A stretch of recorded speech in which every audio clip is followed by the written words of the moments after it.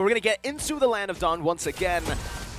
And we also technically don't really know for sure what the focus mark can do. Is it AoE? Because the visual cue only shows one member with the focus mark. It's just one, whoever's the first. So that's why it's a little more, I'd say, specific for Blacklist International. They have to say who it is they're fighting or they're targeting and focusing down. As compared to Alter Ego, it was whoever gets hooked by Rasi. So looking at this now, bottom lane, it looks like they're targeting Nino, Renegade, looking for the pull.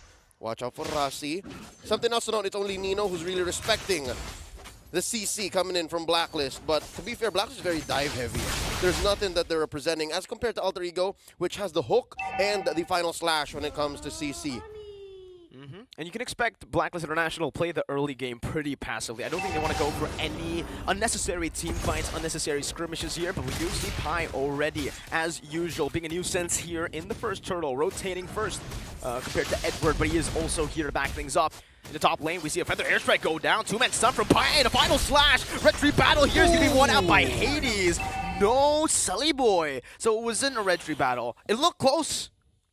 The only thing that made it look close was the fact that there was like 3 or 4 HP left on the turtle, right? Yeah. And I'm guessing those are remnants of the old behaviors of junglers like Hades. Hades has been playing professionally for the better part of 2 to 3 years now. So you can expect that the young man has very hard-built muscle memory. But even on a Lancelot, even when he's rocking Seasoned Hunter, folks, Retribution isn't affected by said talent anymore. So you have to really watch out for that. And I'm guessing it all came down to that split second. I'm like, oh, I need to take my Retribution passive. I need to take a basic attack, or else it really could have gone to anybody towards Alter Ego on that side, which maybe explains his 300 gold lead here. Sully Boy understood that, hey, they're going slow.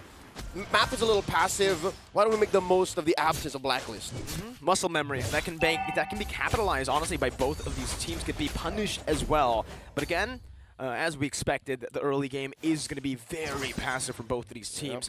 Yep. You can expect Alter Ego to try to push the pace, obviously, with their pick-style composition, as well as that lethal ignition on Sully Boy. He's definitely looking for a pick-off somewhere in the map, but it just seems like it's going to be very, very tough to do so, as Blacklist International have opted to just send a Renegade to play in that gold lane constantly, just giving Oheb so much space to play and farm. I get it. Between Alter Ego and Blacklist, it's Blacklist who wants to see the 15, 16, 18-minute mark.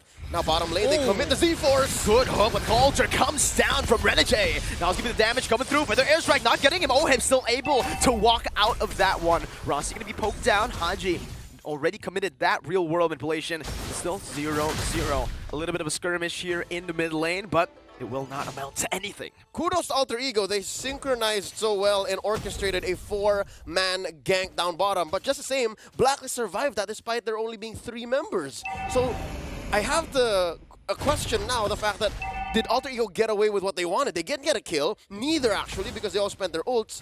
But who won out in the end, right? This did still open up the map. And it looks like Sully Boy is still on a 50-50. Can I contest? Should I? But with the pull that Edward and Hades have, Rasi and Udil here just waiting. I'm wondering, can this be a turtle for Alter Ego?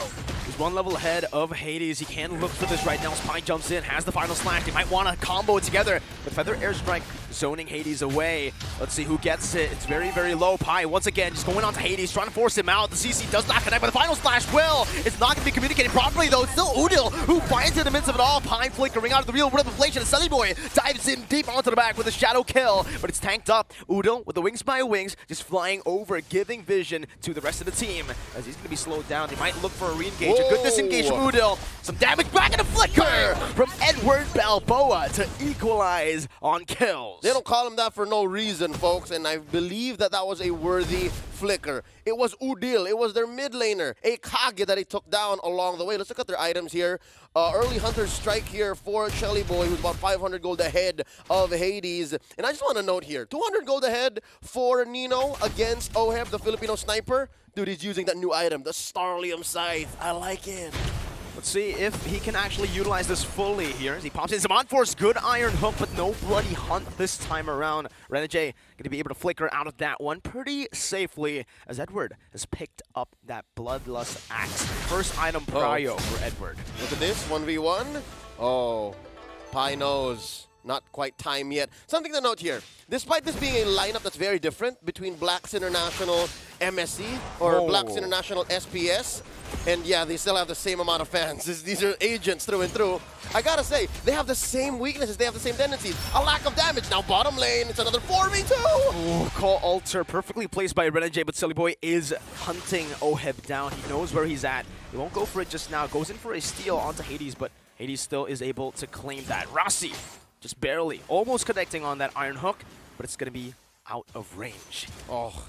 Despite the difficult time Blacklist has had, I think this is as good case scenario as it gets for Oheb's Moskov.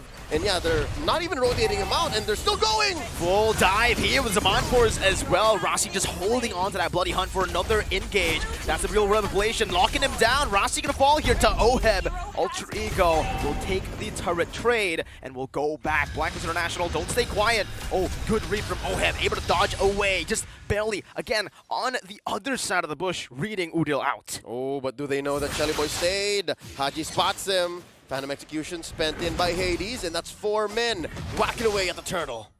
There should be a free turtle for Blacklist International, unless, here it is, Pi walks up, uses the final slash, good damage on the Nino, who pops into Zaman Force now on the back with Pi, dives in, Oheb, gonna be isolated from the team, but Nino's still able to survive right now with the shielding. Edward grants a shield by himself as well. That's the feather done from Nino.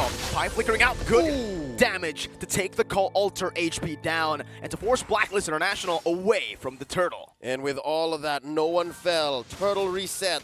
Pi back at it. Shelly Boy confirms his purple, and I think they want to go again. Something to note here, folks.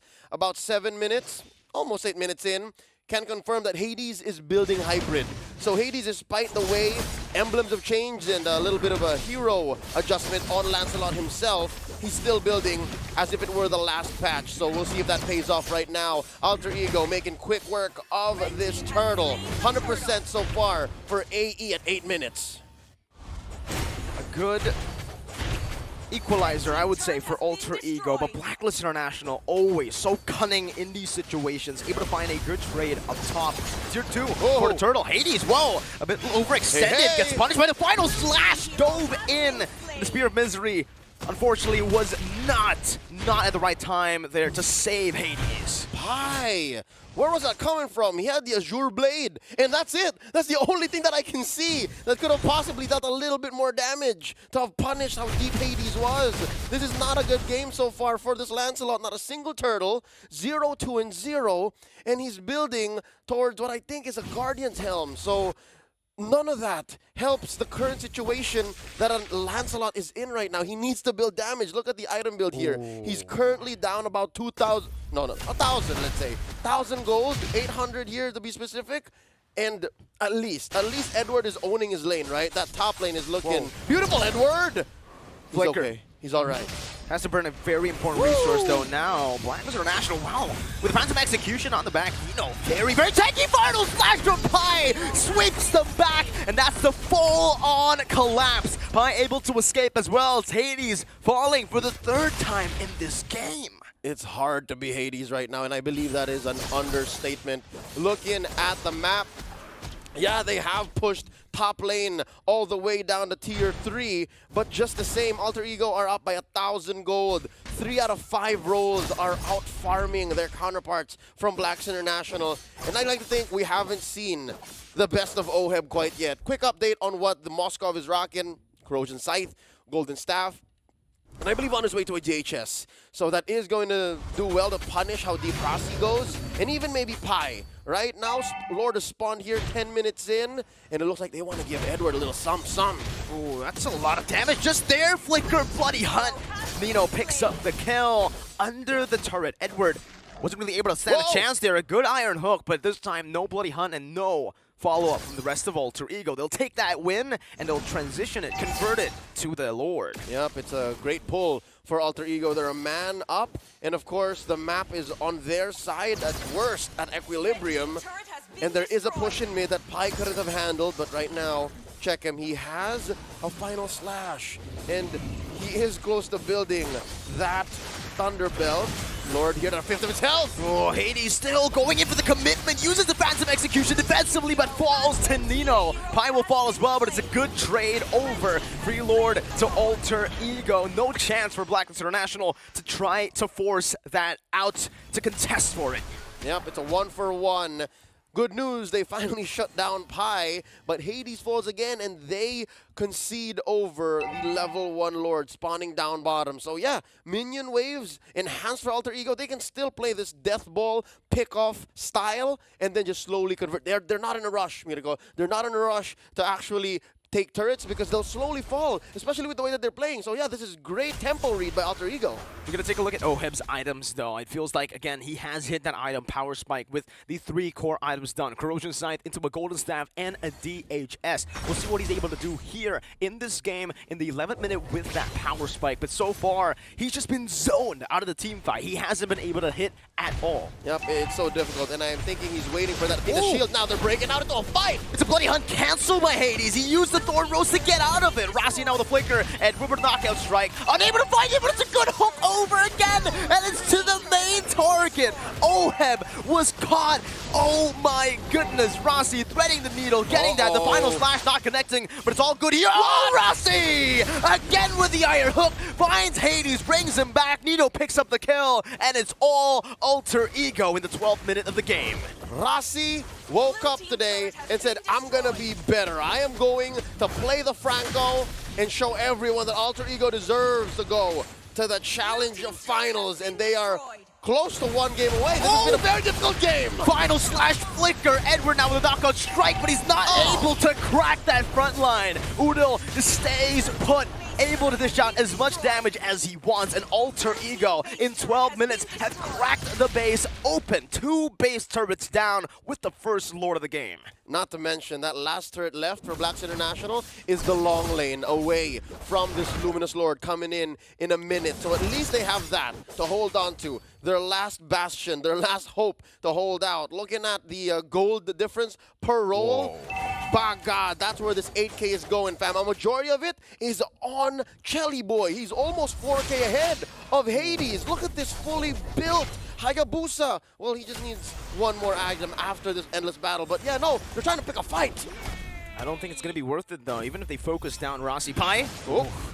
Cheeky final slash, Nino. As the Bond Force goes for it, he's godlike. Nino activated fully by Rossi, getting these beautiful hooks in. That focus mark is really doing so much for Alter Ego. Yep, anybody who gets pulled in has that passive. Amplified damage, and that's all she wrote. Forcing out a Cult Alter here. That's it, that's it. One of the reasons, again, the Hayabusa was picked up was to try to force that Cult Alter. Jumping in, going with the ult, and then jumping back out. He's at that point where he can just constantly force that Cult Alter out, force these defensive battle spells or abilities, and if Blacklist International cannot play with their main win condition, then it's almost over. Alter Ego, once again, a free, uncontested Lord. And that's what's so difficult here about what Blacklist is doing. You can see the spear tried to steal, but yeah, all it did was show exactly what was going on in that pit. What I'm saying is Blacklist International has an interesting box, right? You have Edward to punish anyone who's willing to check bushes that aren't as clear. And then you have this box set up by Haji, and you have Renegade trying to, I'm not sure what he wants to do. Dive or save whoever is a little too forward and then re-engage, right? So there's a little bit of everything in what Blacklist is doing. Now, Blacklist is well known for their ube, but not so much their chop suey. That's what this lineup feels like to me. It's just really hard for Blacklist International, especially considering their win condition was built around that early to mid power spike. The fact that Hades has to go defensive, that's already a big, big loss for them. And Alter Ego just marching into the base, forcing a real-world manipulation pretty early on. Alter Ego still have a lot of resources to play with. Hades, once again, with a puncture, just trying to buy some time, trying to make Alter Ego waste a few resources. But Alter Ego are playing it super calm, disciplined, stone cold, waiting for the next wave. Yep. There's 1 in mid and a couple from top and bottom. A concealed play coming in. What's Rossi doing? Looking for an angle. Oh! Good pickoff, and that's going to be the Zaman Force. Nino free to hit Alter Ego.